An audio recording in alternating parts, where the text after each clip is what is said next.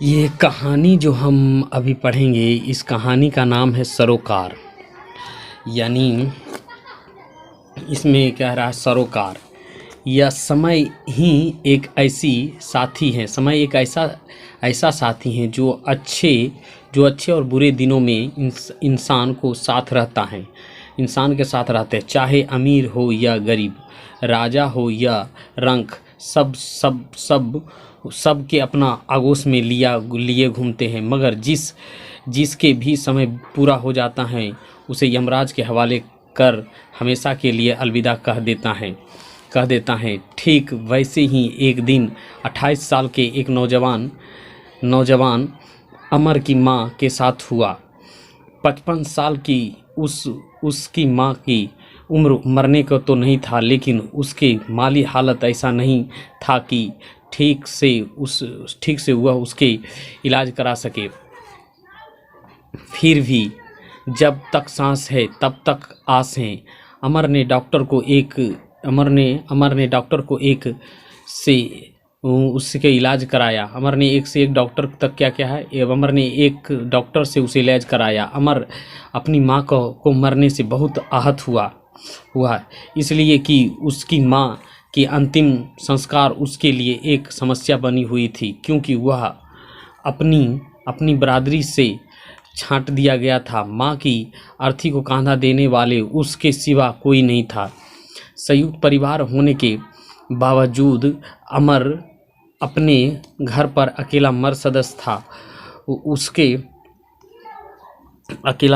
उसके पिता की मौत 5 साल पहले हो चुकी थी, जबकि घर के दूसरे सदस्य उसके चाचा जितेंद्र कलकत्ता में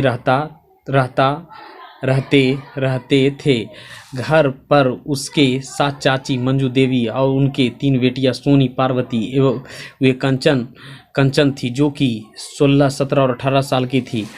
अमर ने अपनी मां को मरने की खबर जब मोबाइल से अपने चाचा को दी तो उन्होंने कहा, गाड़ियां की हड़ताल के चलते मैं समय से घर नहीं पहुंच सकता हूं, इसलिए तुम भाभी के अंतिम संस्कार जल्द कर देना है। मेरा इंतजार में लाश को घर में रखना ठीक नहीं है। चाचा की इस बात से अमर की गहरा सदमा पहुंचा। वह कुछ देर तक चुपचाप खड़ा रहा। उसके बाद वह गांव के सूर्यभान पहलवान और अपने पट्टेदारों के घर पहुंचा। उनकी चौखट पर नाक रगड़कर अंतिम संस्कार में चलने को कहा, लेकिन सभी ने नकार दिया।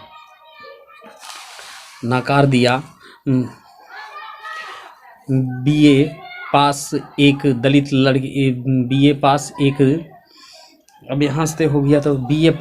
दलित लड़की थी, साथ ही भीमसेना के क्षेत्रीय सचिव भी थी। क्या बात है अमर, आज के तेरा हंसमुख चेहरा बहुत उदास और बुझा सा लग रहा है। कोई मुसीबत में आ पड़ी है क्या? आरती ने पूछा। क्या करोगी जानकर? मेरी मुसीबत मेरे बस की बात नहीं है, अमर ने कहा। फिर भी कुछ तो बोलो, शायद मैं कोई रास्ता निकाल सकूं। आरती ने गंभीरता से साथ अमर को देखते हुए पूछा। मेरी माँ इस दुनिया में नहीं रही है आरती। उनके अर्थी का कांधा देने वाला 4 लोग नहीं मिल रहे। क्या मेरी माँ के लाश में घर में ही पड़ी रहेगी? भावुक होकर अमर फुट कर रोने लगा।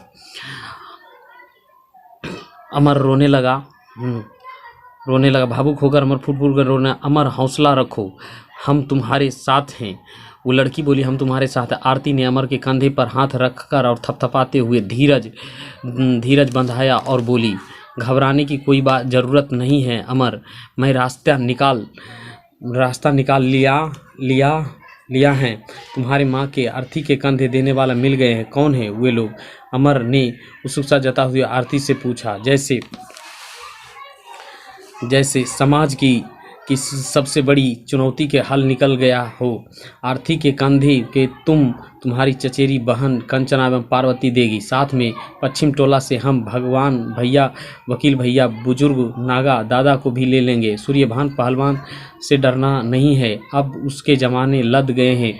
पश्चिम टोला के लोग ने उससे डरना छोड़ दिया है, लेकिन आरती को बेटियां कांधा नहीं देता है। हमें रीति रिवाज और परंपरा के खिलाफ जा रहे हैं। अमर अमर जिंदगी में हमेशा जीतना सीखा है, हारना नहीं देखा है। आगे आगे होता है क्या। अर्थी के कंधा दे कर वह घर गढ़की की नदी के किनारे ले गया। वहाँ जमीन पर अर्थी को रख दिया। उसके बाद बुजुर्ग नागा दादा ने उसे कहा, अमर की माँ की टीबी की बीमारी थी, इसलिए उसे की लाश को जलाया नहीं जा सकता है। कब्र के लिए 6 फुट लंबा, 4 फुट चौड़ा और तकरीबन 5 फुट गहरा गड्ढा खोदा जाए। ठीक है दादा। जमीन की खुदाई का काम जल्द शुरू किया जाए। सूरज पश्चिम दिशा में डूब गया है। ठीक ठंड भी बढ़ने लगी है। अमर उसे कुदाल मुझे भी दे दो। आरती ने कहा, अरे चिंता क्यों करती हो आरती, बेटी कुदाल चलाने में माहिर है। भगवान वकील अमर होना।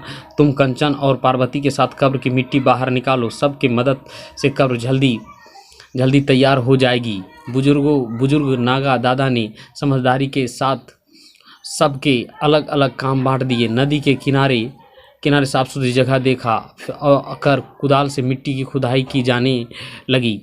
साथ में गए लोग खुदाई के काम में लग गया। हालांकि मिट्टी बाहर निकालते वक्त समय पार्वती का ध्यान अंधेरे में कहीं भटक जाता। उसने गांव के लोगों से सुना रहा था कि शमशान में भूत प्रेत चुड़ैल हवा में घूमती रहती है, जो मौका पाते ही आदमी को देह में घुस जाती हैं और उस आदमी के साथ उसके घर परिवार को भी तबाह कर देती है। पार्वती मारे डर के कभी कभी कांप जाती। नागा दादा ने पार्वती को मनोदशा को ताड़ गया। वह उसके पास गया, उसे स्नेह से प्यार से देखा और उसके माथे पर हाथ फेरते हुए कहा, भूत प्रेत कुछ नहीं होता है पार्वती, सब मन का वहम है।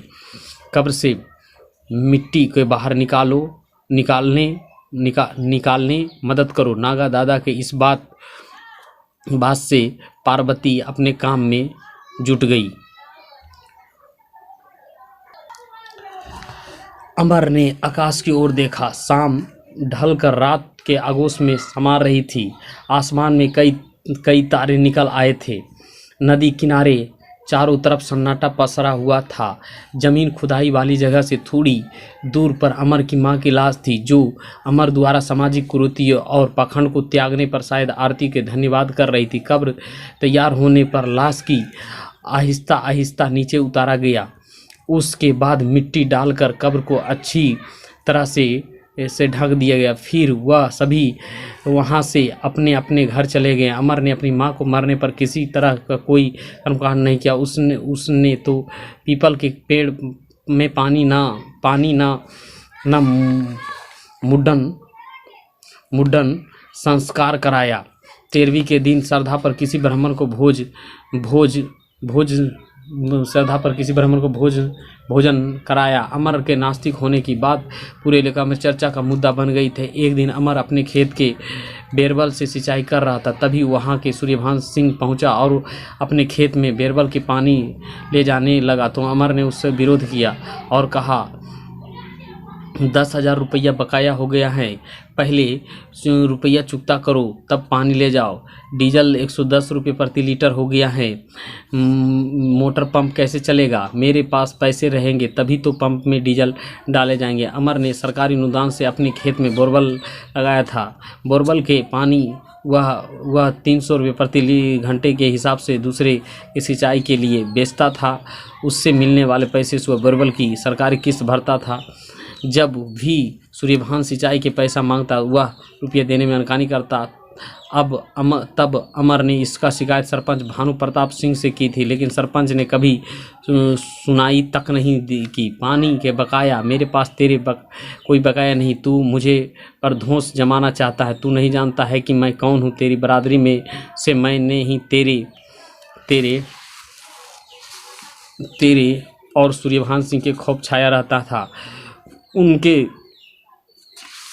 सिंचाई के फिर यहाँ से इसके बाद हुक्का पानी बंद करा देंगे। इसके बावजूद तेरी हैकड़ी नहीं गई है। ठहरो, कल तुम्हारी सारी हैकड़ी भुला दूंगा। उल्टा सूर्यभान सिंह ने उस पर रोब जमाते हुए गुस्से से कहा। सूर्यभान सिंह और अमर दोनों की शोरगुल सुनकर वहां खेत में सिंचाई कर रहे खेतिहार मजदूर जुट गए और किसी तरह समझा बुझाकर मामला शांत कराया। पैर पटकते हुए सूर्यभान सिंह जाने लगा। जाते जाते समय उसने अमर को बुरे नतीजा भुगतने का चेतावनी दी। अमर के गांव में ऊंची जाति वाले को तूती बोलती थी। लोगों के दिलो दिमाग में सरपंच भानु सिंह और सूर्यभान सिंह के खौफ छाया रहता था।